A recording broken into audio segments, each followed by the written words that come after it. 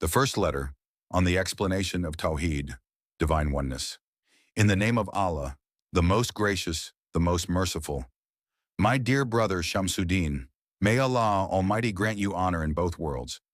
You should know that according to the elders, from the perspective of Sharia, divine law, Tariqa, the spiritual path, Hakiki, reality, and Marifat, gnosis, there are broadly 4 degrees of Tawhid. In each degree, the state of the practitioner of Tawhid varies.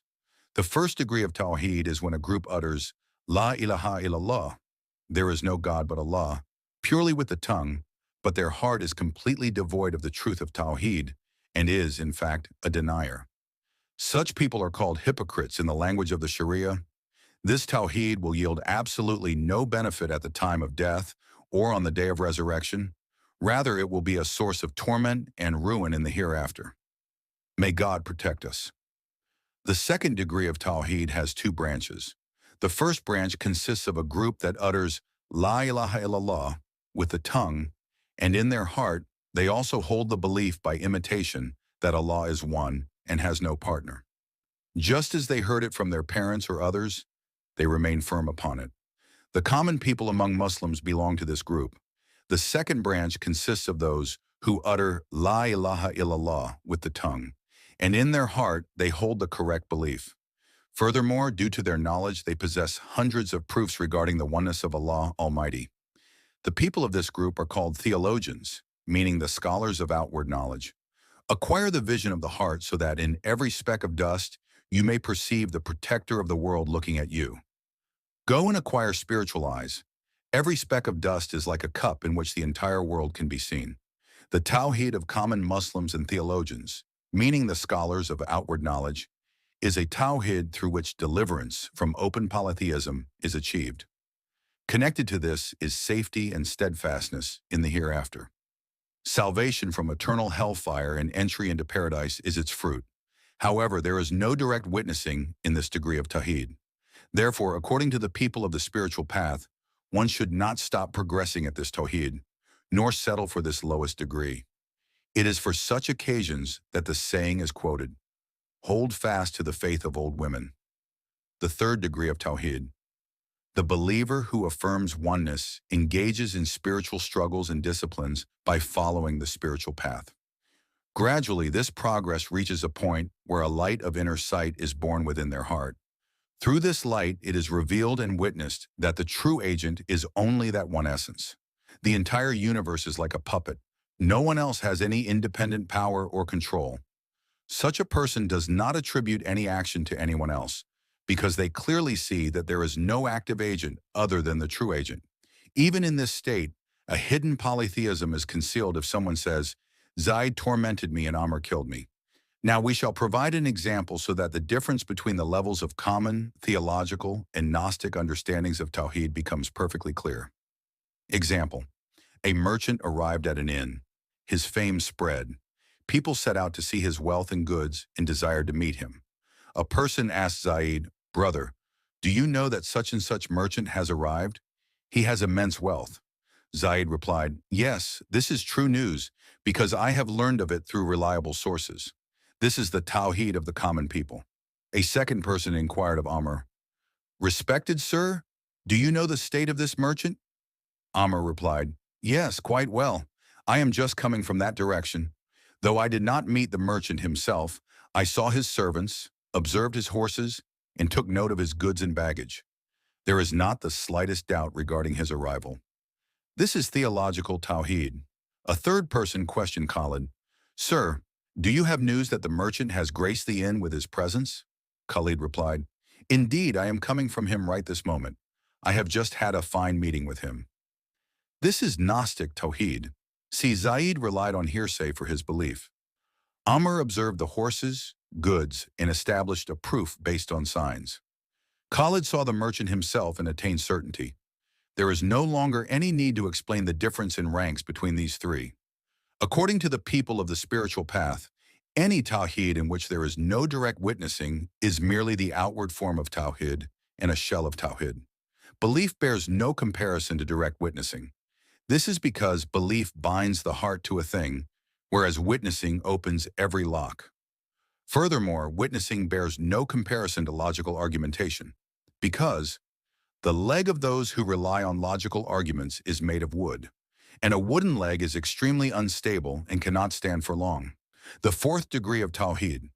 Through the abundance of litanies, spiritual practices, disciplines, and struggles, a spiritual wayfarer continues to progress.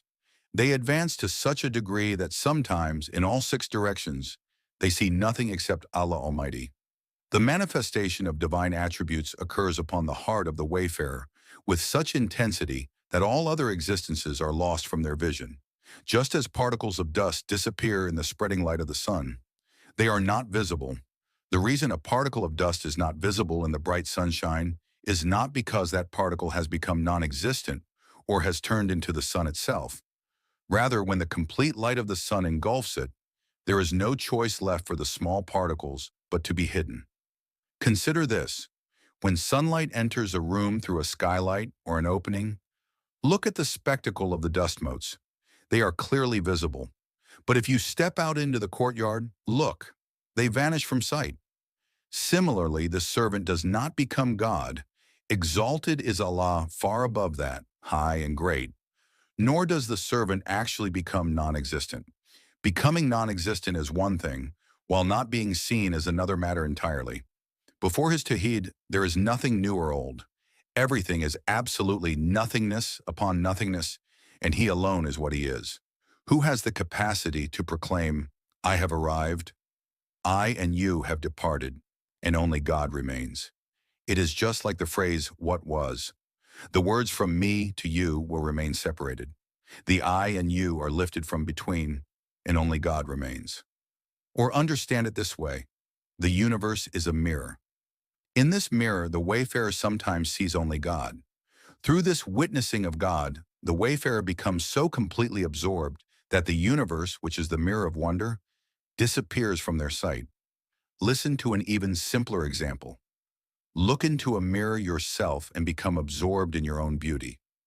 Then observe. Does the mirror disappear from your sight or not? It will certainly disappear.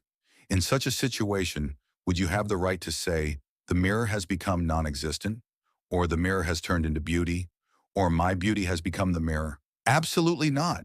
It is present, but it is not seen. When the sun of divine lights manifests in its full glory before someone's sight, it is no surprise if all other existences vanish from their vision. To see the power of the Creator without noticing the creation is exactly how it happens. The Sufis call this stage annihilation in divine oneness, which means becoming lost in Tawhid.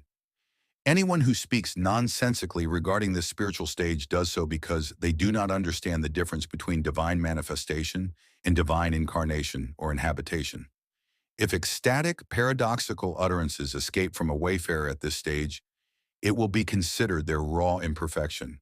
There is no doubt that this is a manifestation of God, and God is displaying his splendor. However, he does not incarnate into man.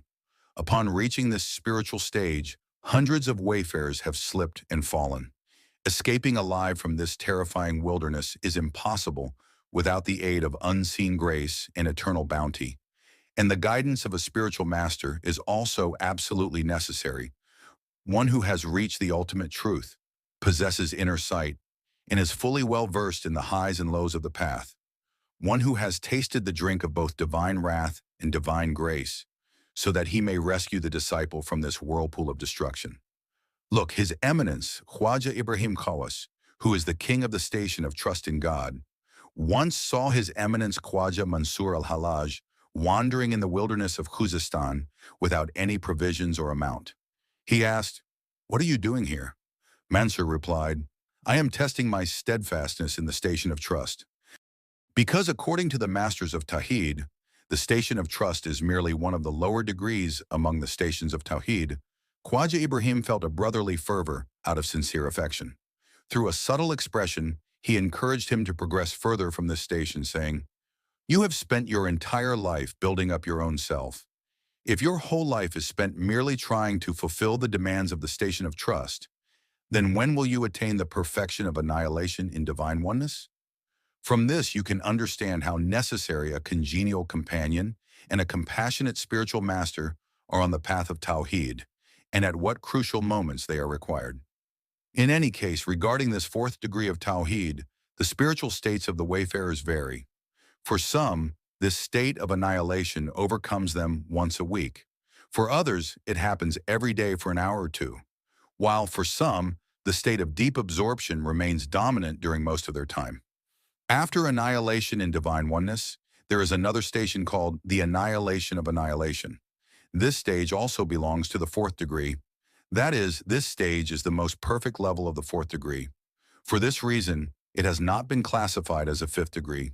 In this stage, the condition of the wayfarer is such that, due to the absolute perfection of their absorption, they have no awareness of their own annihilation, nor do they retain any consciousness of that we have become annihilated.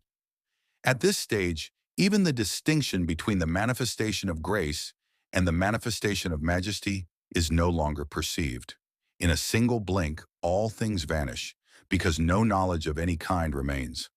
According to the people of the spiritual path, retaining such knowledge is proof of separation.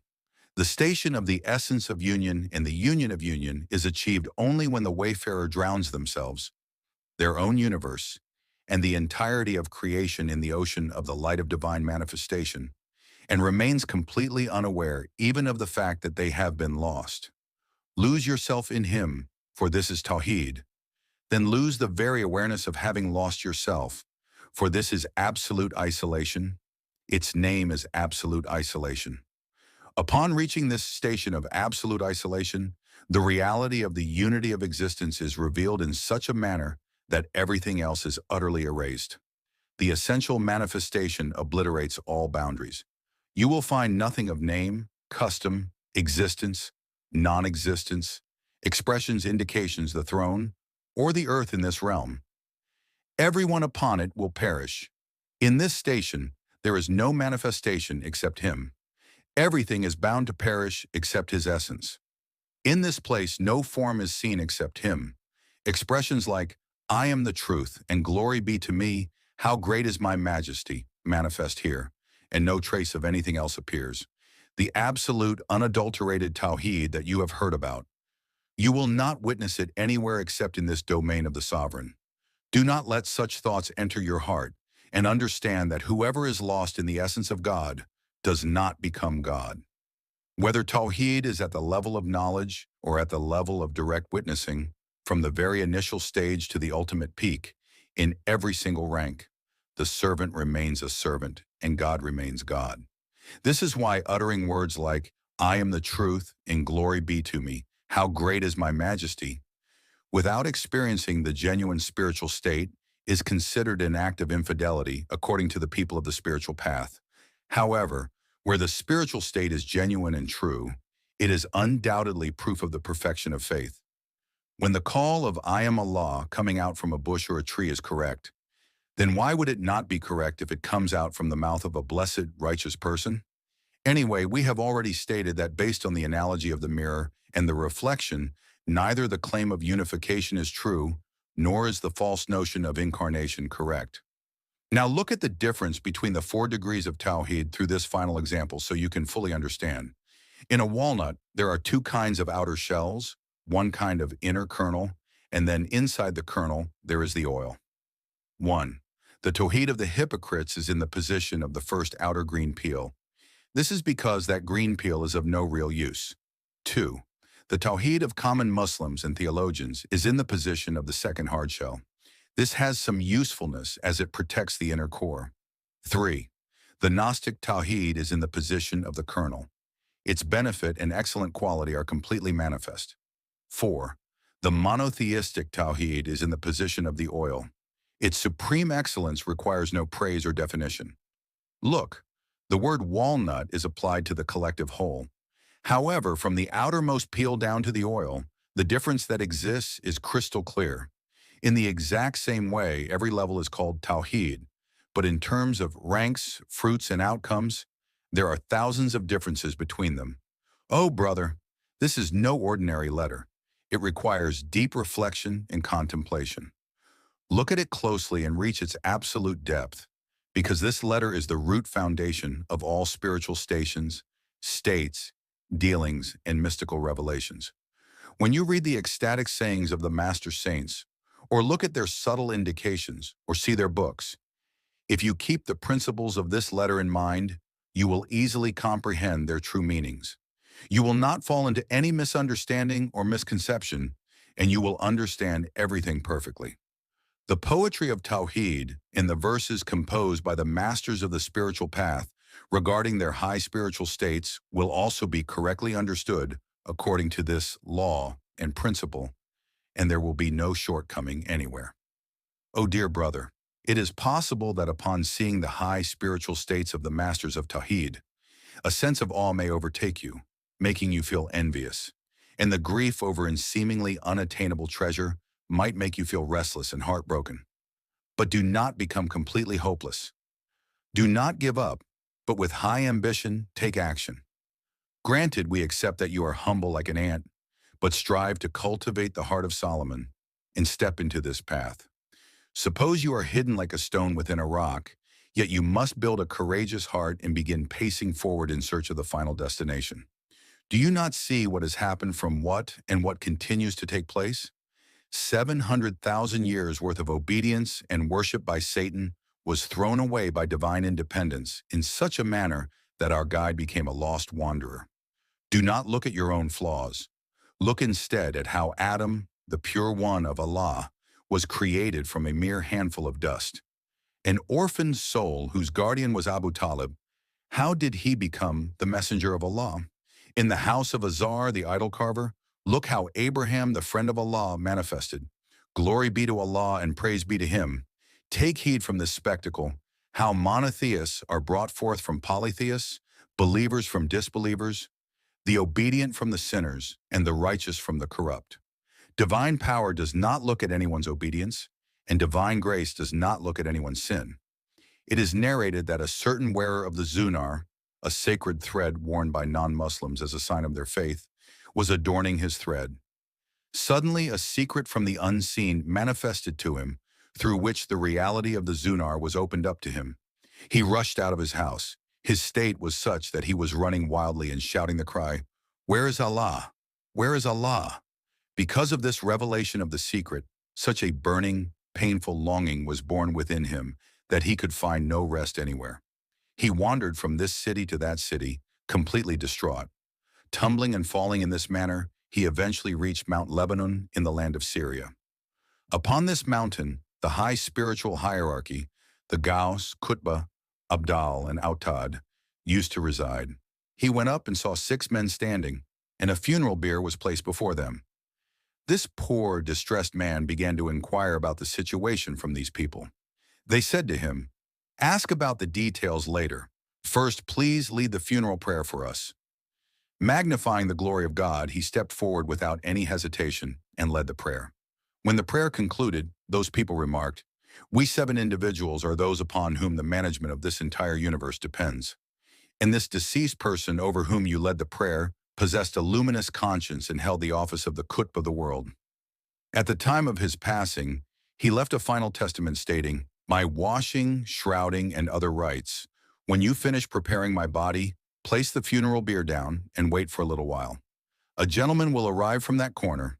Tell him that he alone must lead the funeral prayer for me, because after my passing, the rank of Qutbiyat, the spiritual office of the Qutb, will be granted to this very gentleman. Peace be upon you.